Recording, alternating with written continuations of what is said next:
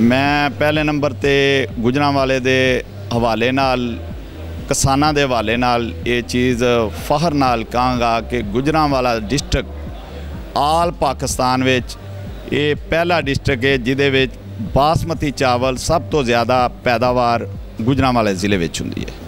बिल्कुल ਇਹ ਤੁਹਾਡੀ ਗੱਲ बिल्कुल ठीक है। सब तो ज़्यादा पैदावार उत्थे पैदा होंदी है। ਤੁਸੀਂ ਦੱਸੋ ਕੀ पैगाम देना चाहोगे और ਤੁਸੀਂ ਅੱਜ इस एशिया बहुत सारी कंपनियां ने, ठीक है, तो ਉਹਦੇ ਬਾਰੇ ਤੁਸੀਂ ਕੀ ਕਹਿਣਾ ਚਾਹੋ?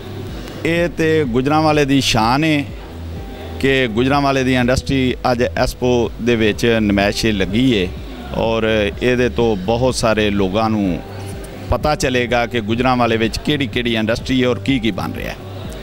इस तो अलावा मैं गौरमेंट ऑफ पंजाब अगे किसानां दे हवाले अगे नाल एक रिक्वेस्ट करांगा कि पाकिस्तान दे विच खसूसन पंजाब दे किसान नूं इनकम टैक्स दे विच 80,000 रुपए की छूट है, जबकि आम शहरी नूं पहला 4 लाख दी हुण 6 लाख दी है। मेरी रिक्वेस्ट है कि आम शहरी दे बराबर पाकिस्तान दे और खसूसन पंजाब दे किसानां नूं भी शामिल किया जाए ताकि वो भी अच्छे तरीके नाल टैक्स अदा कर सकें। सर मुझे ये बताएं आप थोड़ा सा कि जिस तुसीं दस्सिया कि किसानां नूं तुसीं कह रहे हो किसानां दे बारे च ओदी पैदावार से किन्ने फी एकड़ इजाफा हो रहा है? तुसीं राइस मिल दा दस्सिया किन्नी फी एकड़ पैदावार पैदा हो रही है, किन्नी एक्सपोर्ट हो रही है इत्थों, थोड़ा ओदे बारे च मैनूं दस्सो।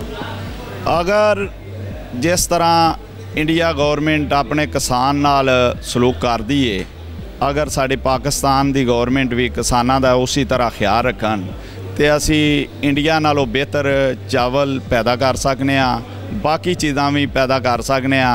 कि पाकिस्तान में इंडिया तो टमाटर ना आवे तो बहुत महंगा है, आलू ना आवे तो बहुत महंगा है। वो देखो कि इंडिया में पैदा किस तरह होता है।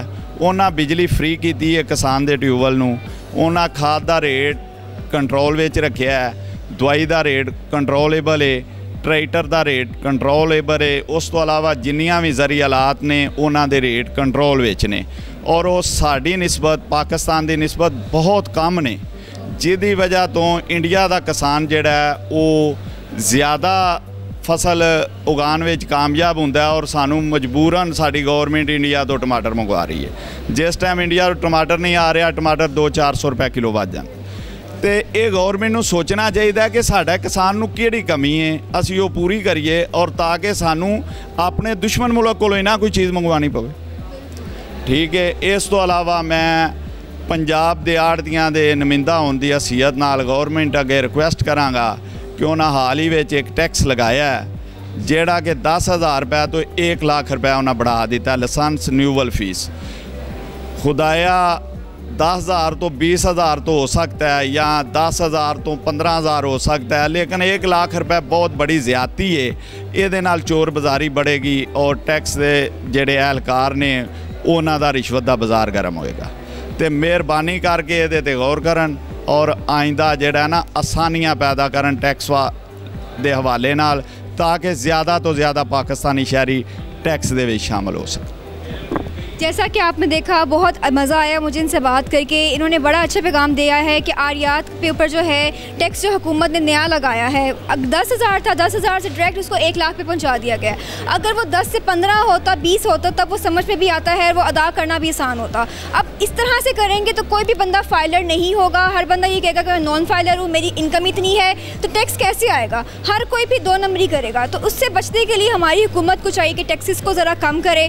दूसरा इन्होंने बताया उसके बारे में जो मुझे बिल्कुल इनकी बात से मैं एग्री करती हूँ। टमाटर के बारे में बताया कि जो हम अगर इंडिया से हमें टमाटर नहीं आता, हमारे अपने ही मुल्क में टमाटर के रेट बहुत अप हो जाते हैं, फिर वो हमारे लिए उनको ख़रीदना बहुत मुश्किल हो जाता है। इसी तरह आलू का है, अगर वही चीज़ हम यहाँ पे उगाएं और प्रॉपर तरीके से उसकी काश्त की जाए तो ताकि हम दूसरे मुल्क से मंगवाएं ना, हमें ही उसका फ़ायदा हो, ताकि गुर्बत ना हो। यहाँ पे क्या है, जब टमाटर वहाँ पे ख़त्म हो जाते हैं या वो रोक देता है इंडिया हमारे लिए, तो हम क्या करते हैं यहाँ पे टमाटर के रेट बढ़ा देते हैं जो कि सबके लिए अफोर्डेबल नहीं होता।